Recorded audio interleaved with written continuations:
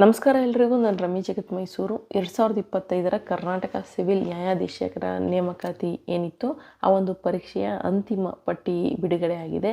ಒಟ್ಟು 83 ಮಂದಿ ನ್ಯಾಯಾಧೀಶರಾಗಿ ಆಯ್ಕೆಯಾಗಿದ್ದಾರೆ. ಅದೇ ಒಂದು ಸುದ್ದಿಯನ್ನು ಬರೀಬೇಕಾಗಿತ್ತು, ಬರಿತಾ ಕೂತಿದ್ದೆ. ಒಂದಷ್ಟು ಜನರದು ಅಂದರೆ ಬಹುತೇಕ ಎಲ್ಲರದು ಕೂಡ ಸ್ಫೂರ್ತಿಯ ಕಥೆನೇ. ಅದರಲ್ಲೂ ಕೆಲವೊಂದಿಷ್ಟು ಜನರದು ಬಹಳ ಇನ್ಸ್ಪೈರಿಂಗ್, ಅಂದರೆ ಒಂದು ರೀತಿ ಗೂಸ್ ಬಂಪ್ಸ್ ಅಂತ ಹೇಳ್ತಾರಲ್ಲ, ಮೈ ರೋಮಾಂಚನ ಆಗುತ್ತೆ ಅಂತ, ಆ ರೀತಿಯಾದಂತಹ ಒಂದಷ್ಟು ಸ್ಟೋರಿಗಳು ನಿಮಗೂ ಕೂಡ ಅದು ಸ್ಫೂರ್ತಿ ಆಗ್ಬೋದೇನೋ ಅಥವಾ ಹೆಮ್ಮೆ ಅನ್ನಿಸ್ಬೋದೇನೋ ಅಂತ ಅಂದ್ಬಿಟ್ಟು ಈ ಒಂದು ವಿಡಿಯೋವನ್ನು ಮಾಡ್ತಾಯಿದ್ದೀನಿ. ಫೋಟೋದಲ್ಲಿ ನೋಡ್ತಾ ಇದ್ದೀರಲ್ಲ, ಅವ್ರುಗಳು ಬಹಳ ವಯಸ್ಸಾಗಿರೋರೇನಲ್ಲ, ಜಸ್ಟ್ ಇನ್ನು 24-30 ವರ್ಷ ವಯಸ್ಸಿರುವಂಥವ್ರೆ. ಆದರೆ ಅವರೆಲ್ಲರನ್ನು ಕೂಡ ನಾವಿವಾಗ ಏಕವಚನದಲ್ಲಿ ಮಾತನಾಡಿಸುವ ಹಾಗಿಲ್ಲ. ಕಾರಣ ಬಂದು ಅವರು ನಮ್ಮ ಒಂದು ರಾಜ್ಯದ ನ್ಯಾಯಾಲಯಗಳ ನ್ಯಾಯಾಧೀಶರುಗಳಾಗಿರ್ತಾರೆ. ಅದಕ್ಕೋಸ್ಕರ ನಾವು ಅವರಿಗೆ ಗೌರವವನ್ನು ಕೊಟ್ಟು ಮಾತನಾಡಲೇಬೇಕು. ಕೆಲವೊಂದಿಷ್ಟು ಜನರಿಗೆ ಗೌರವವನ್ನು ವಯಸ್ಸನ್ನು ನೋಡಿ ಕೊಡ್ತೀವಿ, ಕೆಲವೊಂದಿಷ್ಟು ಜನರಿಗೆ ಅವರು ಮಾಡಿರುವಂತಹ ಸಾಧನೆ ಅಂದರೆ ಅವರಿರುವಂತಹ ಪೊಸಿಷನನ್ನು ನೋಡಿ ಗೌರವವನ್ನು ಕೊಡ್ತೀವಿ. ಸೊ ಈಗ ಏನು ನೋಡ್ತಾ ಇದ್ರೋ ಇವರುಗಳು ಮಾಡಿರುವಂತಹ ಸಾಧನೆ, ಅವರಿರುವಂತಹ ಪೊಸಿಷನ್ ನೋಡಿ ವಯಸ್ಸು ಚಿಕ್ಕದಾದರೂ ಕೂಡ ನಾವು ಅವರನ್ನು ಗೌರವದಿಂದಲೇ ಮಾತನಾಡಿಸ್ಬೇಕು. ಕೆಲವೊಂದಿಷ್ಟು ಜನ ಪೊಸಿಷನ್ನಲ್ಲಿ ಇದ್ದರೂ ಕೂಡ ಗೌರವ ಕೆಲವರು ಕೊಡೋದಿಲ್ಲ. ಆದರೆ ನ್ಯಾಯಾಧೀಶರುಗಳಿಗೆ ನಾವು ಗೌರವಯುತವಾಗಿ ಮಾತನಾಡಿಸ್ಬೇಕಾಗಿದೆ. ಸೊ ಆ ರೀತಿಯಾದಂತಹ ಸಾಧನೆ ಮಾಡಿರೋವಂಥವರು ನೀವು ಇಲ್ಲಿ ನೋಡ್ತಾ ಇರೋವಂಥವ್ರು. ಅದರಲ್ಲೂ ಕೂಡ ಒಬ್ಬ ಹೆಣ್ಣು ಮಗಳು ನಿಜಕ್ಕೂ ಇನ್ಸ್ಪೈರಿಂಗ್. ಅದು ಚಪ್ಪಲಿ ಹೊಲಿಯುವಂಥವರ ಮಗಳಾಗಿ ಹುಟ್ಟಿ ಇವತ್ತು ಕರ್ನಾಟಕ ನ್ಯಾಯಾಲಯದ ಸಿವಿಲ್ ಜಡ್ಜಾಗಿ ಆಯ್ಕೆಯಾಗಿದ್ದಾರೆ. ನಿಜಕ್ಕೂ ಬಹಳ ಇನ್ಸ್ಪೈರಿಂಗ್ ಅನಿಸಿದೆ.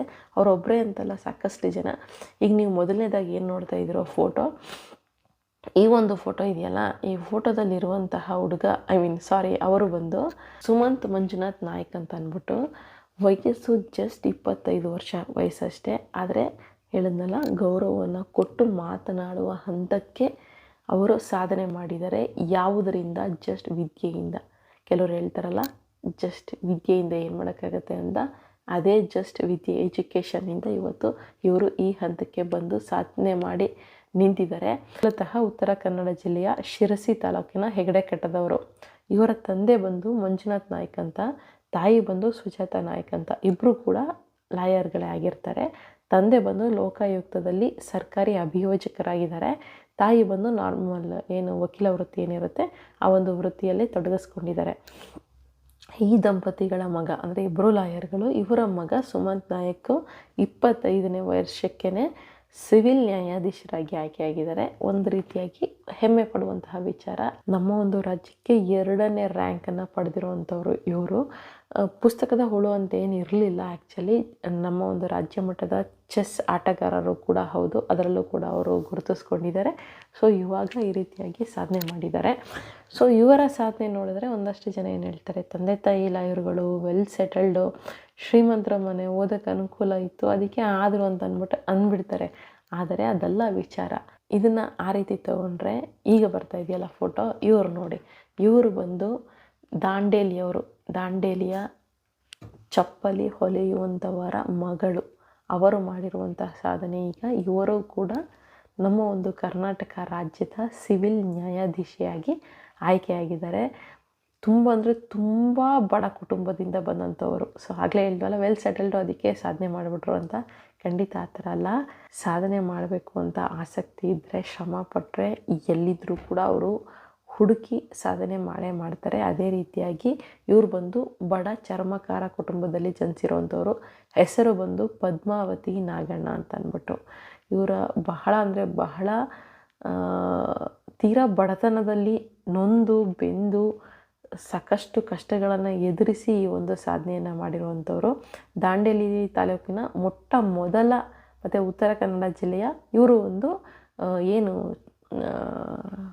ಚರ್ಮಕಾರರ ಕುಟುಂಬ ಏನು ಬರುತ್ತೆ, ಮಾದಿಗ ಸಮಾಜ ಅಂತ ಬರುತ್ತಲ್ಲ, ಆ ಒಂದು ಸಮಾಜದಲ್ಲಿ ಪ್ರಥಮ ನ್ಯಾಯಾಧೀಶ ಅಂತ ಕೂಡ ಗುರುತಿಸ್ಕೊಂಡಿದ್ದಾರೆ.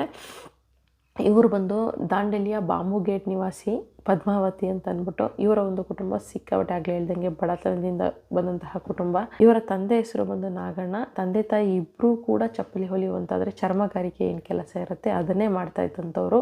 8 ಜನ ಮಕ್ಕಳು, 3 ಹೆಣ್ಣು 5 ಗಂಡು ಮಕ್ಕಳನ್ನು ಸಾಕಿ ಸಲಹಿರ್ತಾರೆ. 5 ವರ್ಷಗಳ ಹಿಂದೆ ತಂದೆ ತೀರ್ಕೊತಾರೆ. ತಂದೆ ತೀರ್ಕೊಂಡಾಗ ಪದ್ಮಾವತಿ ಅವ್ರು ಏನಿದ್ದಾರೆ ಫೋಟೋದಲ್ಲಿ ನೋಡ್ತಾ ಇದ್ದಾರೆ, ಇವರ ಅಣ್ಣಂದಿರು ಇಬ್ಬರು ಏನು ಮಾಡ್ತಾರೆ, ಅವರು ಅದೇ ಕಾಯಕವನ್ನು ಮುಂದುವರಿಸ್ತಾರೆ. ಅಂದರೆ ಚಪ್ಪಲಿ ಹೊಲಿಯುವಂತಹ ಕಾಯಕವನ್ನೇ ಮುಂದುವರಿಸ್ತಾರೆ. ಅಪ್ಪನ ಕುಲಕಸುಬನ್ನು, ಚಮ್ಮಾರಿಕೆಯನ್ನು ಮುಂದುವರಿಸ್ತಾ ಇಡೀ ಸಂಸಾರವನ್ನು ನಿಭಾಯಿಸ್ಕೊತ ಬರ್ತಾರೆ. ಸಂಸಾರವನ್ನು ನಿಭಾಯಿಸೋದು ಮಾತ್ರ ಅಲ್ಲ, ತಂಗಿಯ ಓದಿಗೆ ಪ್ರೋತ್ಸಾಹವನ್ನು ನೀಡ್ತಾರೆ. ನೀನು ಓದ್ಕೊ, ನಾವು ಇದೀವಲ್ಲ ಮನೆ ನೋಡ್ಕೋತೀವಿ ಅಂತ ಹೇಳ್ಬಿಟ್ಟು. ಏಕೆಂದರೆ ತಂದೆ ಇಲ್ಲ ಅಂದಾಗ ಜವಾಬ್ದಾರಿ ವಹಿಸ್ಕೊಳ್ಳೋ ಒಂದಷ್ಟು ಜನ ಅಣ್ಣಂದರು, ಎಲ್ಲರೂ ಅಂತ ಹೇಳ್ತಾರೆ, ಒಂದಷ್ಟು ಜನ ಅಣ್ಣಂದರು ಮದುವೆ ಮಾಡಿ ಕಳಿಸ್ಬಿಡೋಣ ಅಂದರೆ ಮದುವೆ ಜವಾಬ್ದಾರಿಯನ್ನು ಮಾಡ್ತಾರೆ. ಶಿಕ್ಷಣಕ್ಕೆಲ್ಲ ಅಷ್ಟು ಮಹತ್ವವನ್ನು ಕೊಡೋದಿಲ್ಲ. ಆದರೆ ಇವರು ತಮ್ಮ ತಂಗಿ ಪದ್ಮಾವತಿಗೆ ನೀನು ಓದ್ಕೊ ಅಂತ ಹೇಳಿ ಪ್ರೋತ್ಸಾಹವನ್ನು ಕೊಡ್ತಾರೆ. ಅದೇ ರೀತಿಯಾಗಿ ಪದ್ಮಾವತಿ ಅವರು ಸಂಪೂರ್ಣ ಕನ್ನಡ ಮೀಡಿಯಮ್ನಲ್ಲಿ, ಗೌರ್ನಮೆಂಟ್ ಸ್ಕೂಲಲ್ಲಿ ಕನ್ನಡ ಮೀಡಿಯಮ್ನಲ್ಲಿ ಓದ್ತಾರೆ. ಗೌರ್ನಮೆಂಟ್ ಸ್ಕೂಲಲ್ಲಿ ಓದೋರು ಏನಾಗಿರ್ತಾರೆ ಅಂತ ಹೇಳ್ತಾರಲ್ಲ ನೋಡಿ, ಜಡ್ಜ್ ಆಗಿದ್ದಾರೆ. ಸೊ ಒಂದೊಳ್ಳೆ ಎಕ್ಸಾಂಪಲನ್ನು ಕೊಡ್ಬೋದು. ಸೊ ದಾಂಡೇಲಿಯ ಬಂಗೂರು ನಗರದ ಶಾಲೆ ಏನಿತ್ತು, ಅಲ್ಲೇ ಶಾಲೆ, ಕಾಲೇಜು ಎಲ್ಲವನ್ನು ಕೂಡ, ಪ್ರಾಥಮಿಕ ಮತ್ತು ಪದವಿ ಶಿಕ್ಷಣ ಎಲ್ಲವನ್ನು ಕೂಡ ಅಲ್ಲೇ ಮುಗಿಸ್ತಾರೆ.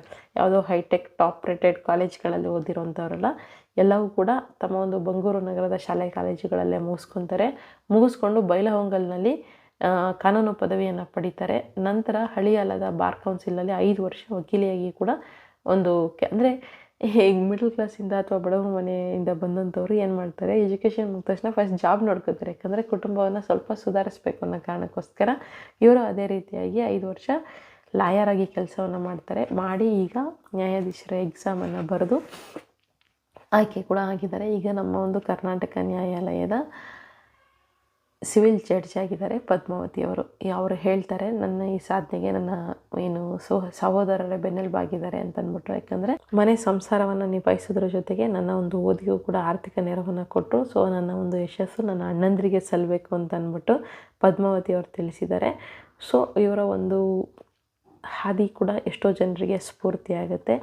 ಇನ್ನು ಇದನ್ನು ಬಿಟ್ಟರೆ ಅನಿರುದ್ಧ್ ರಾಜೀವ್ ಜೋಶಿ ಅಂದ್ಬಿಟ್ಟು 25 ವರ್ಷ ಅಷ್ಟೇ, ಅವರು ಕೂಡ 17ನೇ ರ್ಯಾಂಕನ್ನು ಪಡೆದು ಸಿವಿಲ್ ನ್ಯಾಯಾಧೀಶರಾಗಿ ಆಯ್ಕೆ ಆಗಿದ್ದಾರೆ. ಇನ್ನು ಸುಧಾ ಪಟ್ಟಣ ಶೆಟ್ಟಿ ಅಂತ ಜಸ್ಟ್ 24 ವರ್ಷ ಅಷ್ಟೇ, 24 ವರ್ಷ, ನವಲಗುಂದ ತಾಲೂಕಿನ ಬ್ಯಾಲಾಳ ಗ್ರಾಮದ ರೈತ ಕುಟುಂಬದ ಮಗಳು ಇವರು, ಸುಧಾ ಅಂತ ಅಂದ್ಬಿಟ್ಟು. ಇವರು ಕೂಡ ರಾಜ್ಯಕ್ಕೆ 27ನೇ ರ್ಯಾಂಕನ್ನು ಪಡ್ಕೊಂಡಿದ್ದಾರೆ.